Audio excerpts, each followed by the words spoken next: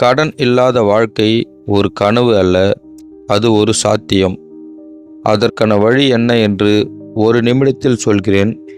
உங்கள் கைகளில் ஒரு மாயப்பெட்டி இருப்பதாக கற்பனை செய்து பாருங்கள். அந்த பெட்டிக்குள் இருக்கும் ஒரே ஒரு மந்திரம் உங்கள் அத்தியாவசிய தேவைகளை தவிர்த்து மற்ற அனைத்து ஆசைகளும் தள்ளி போடும் சக்தி. காபி ஷாப்பில் செலவழிக்கும் ஒரு சிறிய தொகை ஒரு பெரிய கனவுக்கான விதை என்பதை நீங்கள் உணருங்கள். தேவையற்ற புதிய உடைகள், அதிகப்படியான பொழுதுபோக்கு செலவுகள், ஆடம்பரமான விருந்து, இவை அனைத்தும் உங்கள் கனவுகளை தின்றுவிடும் கரையான் பூச்சிகள். இந்த கரையான் பூச்சிகளை ஒழித்து கட்டினால் கடன் இல்லாத வாழ்க்கை என்ற பெரிய மாளிகையை நீங்கள் கட்டலாம். இந்த பயணத்தில் செலவுகளை குறைப்பது என்பது தியாகம் அல்ல, அது ஒரு சிறந்த எதிர்காலத்துக்கான முதலீடு. இப்பொழுது இந்த கனவு வாழ்க்கையை எப்படி அடைவது என்று விரிவாக பார்ப்போம். ஒரு காலத்தில் ஒரு சிறிய கிராமத்தில் ஒரு விவசாயி வாழ்ந்து வந்தார். அவரது பெயர் ராமன். ராமன் கடினமாக உழைத்தாலும் மாதம் முடிந்ததும் கையில் பணம் மிஞ்சியதே இல்லை. எதை வாங்குவதென்றாலும் கடன், எதை செய்வதென்றாலும் கடன்.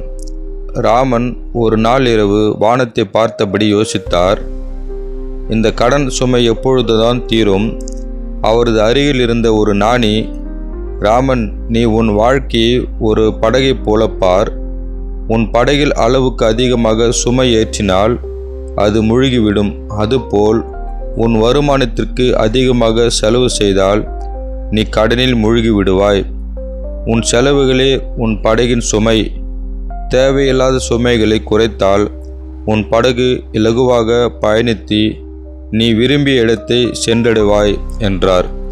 ராமன் ஞானியின் வார்த்தைகளை ஆழமாக புரிந்து கொண்டார்.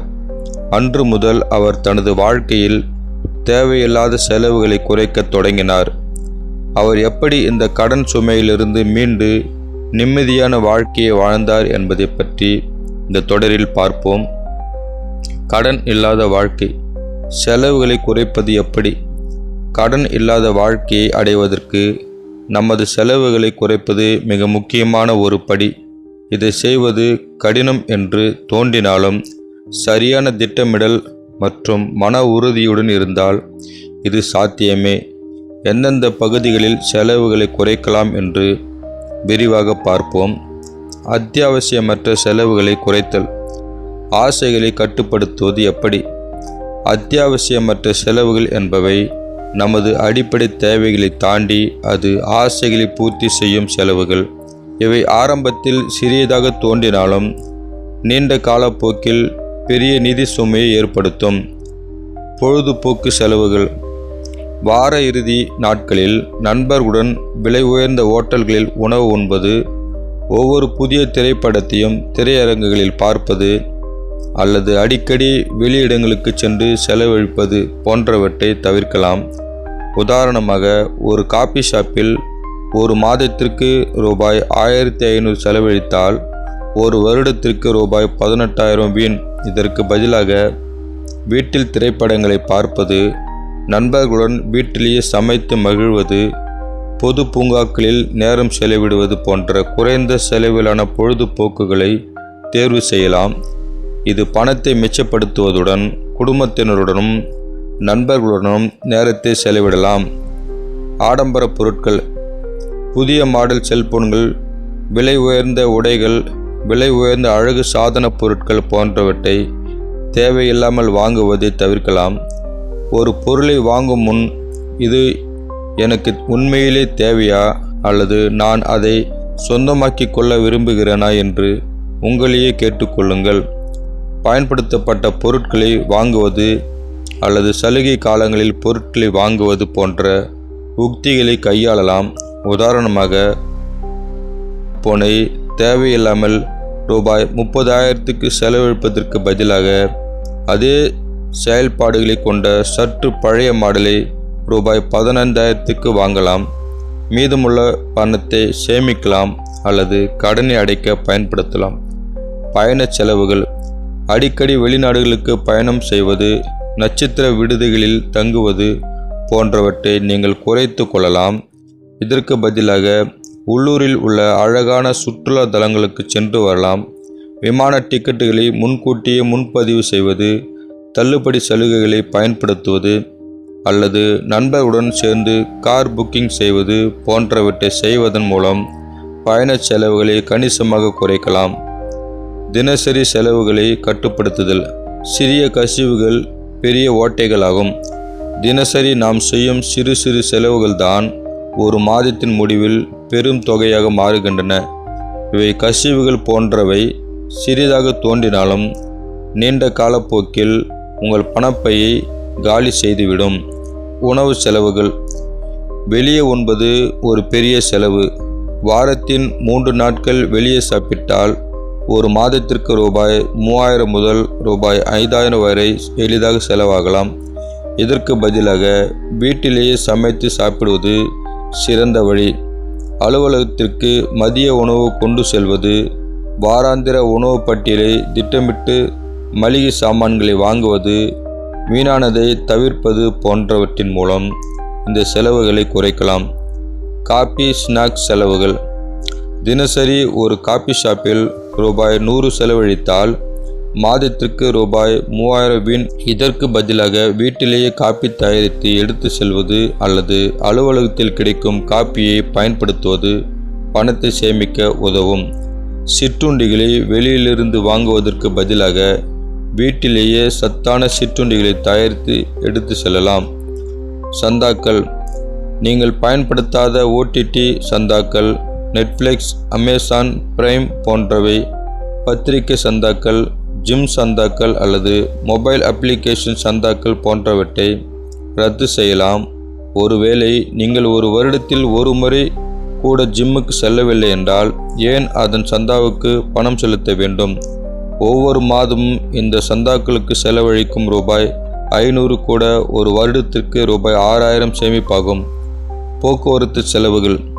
முடிந்தவரை பொது போக்குவரத்தை பயன்படுத்துங்கள். பேருந்து, ரயில் பயன்படுத்துவது, சைக்கிள் ஓட்டுவது அல்லது நடந்து செல்வது போன்றவற்றை வழக்கமாக்கிக் கொள்ளலாம். சொந்த வாகனத்தை பயன்படுத்துவதை குறைப்பதன் மூலம் எரிபொருள் பராமரிப்பு செலவுகள், பார்க்கிங் கட்டணங்கள் போன்றவற்றை சேமிக்கலாம்.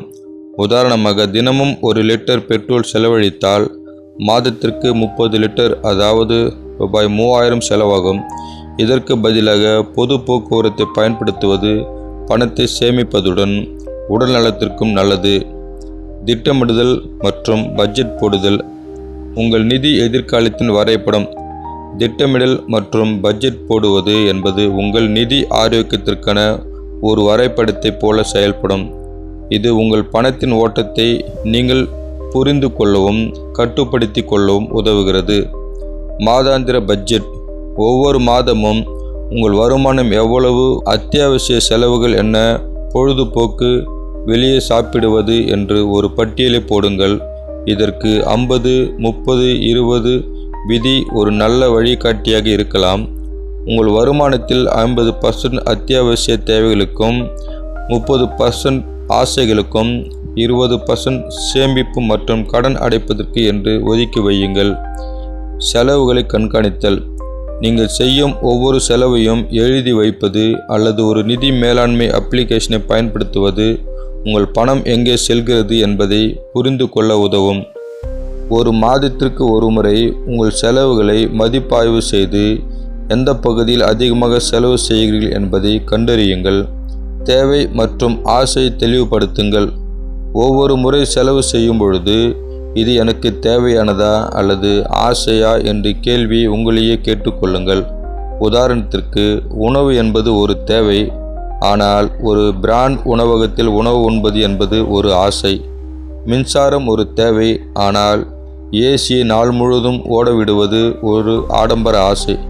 தேவைகளை முதலில் பூர்த்தி செய்து பிறகு ஆசைகளுக்காக சேமிக்க தொடங்குங்கள். கடன் அடைப்பதற்கான முன்னுரிமை. ஏற்கனவே உள்ள கடன்களை அடைப்பதற்கு முன்னுரிமை அளியுங்கள். அதிக வட்டி விகிதம் கொண்ட கிரெடிட் கார்டு கடன்கள் அல்லது தனிநபர் கடன்களை போன்றவற்றை முதலில் அடைப்பது உங்கள் வட்டி சுமையை குறைக்கும். ராமன் நாணின் அறிவுரையை கேட்டு தன் செலவுகளை கட்டுப்படுத்த தொடங்கிய சில மாதங்களிலேயே அவரது வாழ்க்கையில் ஒரு பெரிய மாற்றம் ஏற்பட்டது. கடன்கள் படிப்படியாக குறைந்தன. அவரது குடும்பத்தில் நிம்மதியும் மகிழ்ச்சியும் நிறைந்தன. அவர் கடைசியாக ஞானியை சந்தித்த பொழுது, ஞானி அவர்களே, நீங்கள் எனக்கு அளித்த அறிவுரை என் வாழ்க்கையை மாற்றிவிட்டது.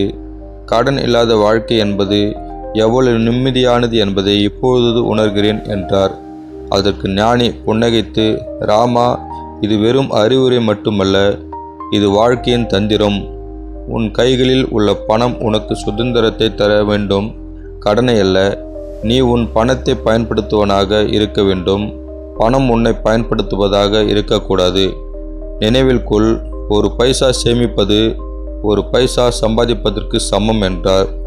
உன் வாழ்க்கையில் ஒரு மந்திரம் ஒளிரட்டும். கடனில்லாத சுதந்திரமான நிம்மதியான வாழ்க்கையை நோக்கி இன்று முதல் அடியெடுத்து வையுங்கள். உங்கள் பணத்தின் மீது உங்களுக்கு கட்டுப்பாடு இருக்கும் பொழுது உங்கள் வாழ்க்கையின் மீது உங்களுக்கு கட்டுப்பாடு இருக்கும்.